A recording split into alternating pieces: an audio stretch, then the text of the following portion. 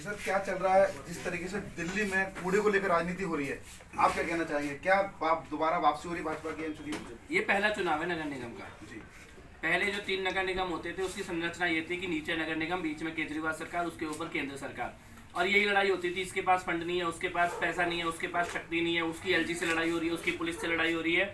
इसीलिए भारत की संसद ने नया कानून पास किया है।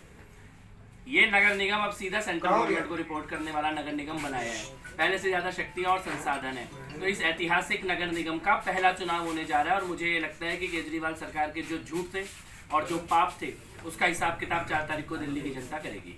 जिस तरीके से एमसीडी पर भ्रष्टाचार का आरोप लगाए जाते हैं, लैंटर माफियाओं को पर लेकर के जनता बहुत परेशान है, हाउस टैक्स को लेकर के, इस पर क्या कदम उठेगा? क्या जनता फिर भी विश्वास करेगी इस पर? देखिए, भ्रष्टाचार जो नगर निगम का है उसके ऊपर भी कदम उठेगा और भ्रष्टाचार जो केजरीवाल का है उसके ऊपर भी कदम उठेगा। आज केजरीवाल के मंत्री जेल में बैठे हैं भ्रष्टाचार में, तो मेरे को लगता है कि उनका मुंह नहीं है भ्रष्टाचार के बारे में बोलने का। वो तो भ्रष्टाचारियों को भारत रत्न दे रहे हैं, वो तो भ्रष्टाचारियों को कह रहे हैं नोबेल पुरस्कार दिया जाए। तो ऐसे व्यक्ति अगर भ्रष्टाचार के बारे में बोले, जिनका मंत्री जेल में बलात्कारियों से मसाज करा रहा है, जिनके आसपास के दाएं बाएं के साथी शराब घोटाले में जेल में जा चुके हैं, मेरे को ये लगता है कि दिल्ली की जनता ये जान चुकी है कि भ्रष्टाचार को अगर हटाना है तो पहले ये जो लोग बैठे हैं दिल्ली में, जिनके हाथ में पूर्ण बहुमत 2-2 बार दे दिया गया था कि दिल्ली की सरकार में, केजरीवाल सरकार का, उनके झूठों का हिसाब किताब होगा। नया नगर निगम है, जिस प्रकार की शक्ति आपने दी है, आपने पिछले 3 महीने में ही देख लिया होगा कि जेईई एक्शन का जो बिल्डिंग का माफिया होता था उसकी लगभग कमर तोड़ दी गई है। और अब हमारे जनप्रतिनिधि चुनकर आएंगे, वो इसी दिशा में आगे प्रयास करेंगे। एमसीडी में 250 में से कितनी आएंगी कपिल सर? पूर्ण बहुमत के साथ 180 से ज्यादा सीटें भारतीय जनता पार्टी की जीतने जा रहे हैं इस बार। तो क्या मैसेज देना चाहेंगे जनता को? मैं यही मैसेज देना चाहता हूँ कि नया नगर निगम है जो सीधे केंद्र सरकार के अंडर में काम करेगा।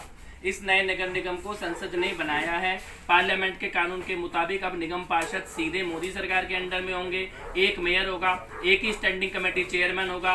बीच में केजरीवाल सरकार की जो भूमिका होती थी फंड देने की, अनुमति देने की, वो अब खत्म कर दी गई है। तो ऐसे लोगों को वोट दीजिए जो मोदी सरकार के साथ मिलकर काम कर सकते हैं। धन्यवाद। जिस तरीके से कपिल मिश्रा जी का साफ कहना है कि इस बार एमसीडी में जो बदलाव काफी होगा और जो जनता रोती थी विकास कार्यों के लिए, वो अब इस बार नहीं होगा, डायरेक्ट फंड मिलेगा, विकास की गंगा बहेगी।